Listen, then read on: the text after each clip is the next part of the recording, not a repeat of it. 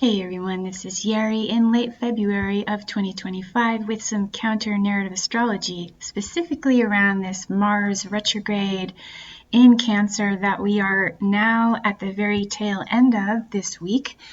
I wanted to review some of the things that have been going on collectively and revisit basically this whole topic I covered in July of 2024, explaining that Mars was going to be a very profound key player, heavy influence as it slowed down in October of 2024 and then turning retrograde in December, and now in February, exactly on the 23rd, it will go direct. So it's a time when a lot of us are picking up the broken pieces of our lives. There has been a lot of chaos and a lot of injury and a lot of aggression and war and catastrophe. There has also been a lot of positivity and growth that has come of this, but I think a lot of people are just sort of reeling and trying to recover for the most part from a lot of the things that have happened. And during times like this, I often am led to reviewing certain things from many years ago when similar themes were cropping up. And now I can look back at those things with a fresh new perspective and a new understanding. And so what I did was I went back to a blog that I used to write. I used to be more of a writer than a speaker, and I still am more of a writer than a speaker. I had this website, readingsbyyeravon.com. I called it Counter-Narrative Astrology a few years back, and I wrote this article in March of 2022, which was probably, I think that was my last article before I shut down my blog, actually. But it was called "The Strongest Protest is Non-Compliance." And I wanted to review that because I just feel that it's relevant in some ways to a lot of the things that are happening now. So I'm going to read along. I'll show you some screenshots. I'm kind of a boomer when it comes to technology. I'm just going to joke about that right now for a second, so pardon me. But I have better things to do than sit around at the screen all day trying to figure out how to work this stuff. So the beginning of this blog post, I was talking about the square that had happened already between Uranus and Pluto in 2012 and 2015, and that was its own crazy thing, and we thought then that was like, the end times, but it was nothing compared to what we've seen in the past 5 years. And this is for those who follow the outer planets. I consider them because they are very compelling evidence of a lot of different things that occur astrologically and things that we can actually, we can track events in relation to these planets. So I am a traditional astrologer, but I do use these planets. I was talking about when these two planets are in conflict, some of the social unrest coupled with a lot of different types of hidden manipulation can be expected. But what's happening now is that with the Mars influence, going back to the inner planets, the major planets, the personal planets, these planets can have a very profound impact as well, and sometimes even more so if we're really paying attention to what's going on. And you can review that talk I did. I was talking about in July about Mars really causing us to rewind, review, stop everything, and just kind of reconfigure ourselves in our lives collectively. And that, speaking of outer planets, this would be a very uncomfortable, most likely, that statement has been proven to be kind kind of an understatement, actually, especially because Mars was in opposition with Pluto, a very explosive planet, as well as Mars, the war planet, right? Mars is war, aggression, violence. We've seen a lot of different things coming up, a lot of chaos, a lot of damage. And I am one of those people that question the narrative, obviously, thus counter-narrative astrology. I don't buy into the mainstream at all. So when we hear the term natural disaster, I automatically question, especially when we see things happen in such a way that we have all of this other evidence, like mounting evidence surrounding the event that shows this was planned. And so, what we need to realize is that the controlled opposition and the lies have been going on for decades, if not centuries. And it's tricky now because the internet gives us access to so much information that our ancestors did not have. And so, there's that saying that in an age of information, ignorance is a choice. Yeah, but there are a lot of people who still don't know how to sift through and weed out a lot of garbage. And there's this nonstop flow of propaganda that just confuses them. And then they think they've got something, and they do have a good point about something, and it might be based on truth, but the elites and the people behind the scenes who really thrive on all of the confusion and who want to control the populace, they will always throw in something to divert people from that basic truth, to kind of get them off track, or to get them fighting with each other over their different viewpoints. In this day and age, yes, we have a lot of information, but we also have a lot of confusion.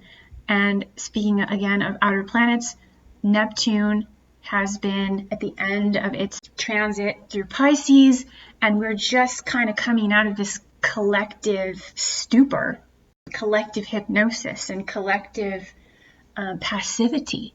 And so now people are getting a bit upset about the things that they are coming to an awareness of. Again, if you look back at my website, I used this Bible quote from Ecclesiastes. I used this Bible quote in my book too. It's so relevant to the times. There is nothing new under the sun. If we look back through history, these types of attacks, these types of crazy resets have happened before, and they looked a little different, of course, according to the times and the locations. But everything in astrology, everything on Earth that happens is cyclic. And we think this is all brand new because for many of us, this is all a new experience. We have not experienced this in our lifetime. These events are unprecedented. They are pressing. They are, for many people, depressing. And even there's this experience of dehumanization that's occurring in people as they are feeling so triggered, so threatened, that some people are just losing their minds and attacking people over different viewpoints or whatever. And that's all part of the plan of the elites. If they can get people arguing about stupid things, little trivial matters, and also by confusing people, they don't even know what they're talking about. They don't even know what they're arguing about. They just know, they think they know what it is because they've been told it's a certain narrative, right? That's why I have always been so passionate about digging through archives, the history that's been buried. And what's going on right now is that we're seeing a lot of impositions on our basic human rights And this is not to mention basic rights of any living thing on this earth. I mean, there is so much destruction. There is so much in the way of chemtrails and 5G towers. Actually, it's coming at us from a lot of different angles. The EMF is something that we're being blasted with continually every day. These towers are not even the full extent of it, really. It's also when you're stuck in traffic, rush hour traffic in the middle of a metropolis. My main point here is that I wanted to bring awareness to this whole topic of the resistance, standing up against authority. These rules and these things are not going to stop, right? It's like this feeling that people have of an encroaching martial law. Speaking of Mars, martial comes from the word Mars, and there's this fear of martial law that we're going to lose our rights, especially in the US, where we believe ourselves to be a free nation. But more and more people are seeing and recognizing, especially since 2020, they've recognized how little freedom they have, right? And so some people, what they do is they go into that fight or flight mode. That's very Martian as well. Like, oh yeah, well, let's go march in the street and let's make a scene, right? And oftentimes that just makes everything worse. So the resistance meets the resistance, right? So basically, people have to be tough, but strategic and willing to sacrifice certain conveniences, at least for a time, almost like going on a strike or just saying, no, I'm not going to do that. Fine, fire me. I'm not going to take a shot just because, it'll give you peace of mind. That's a risk to my own health, my own immune system. No, my body, my choice, right?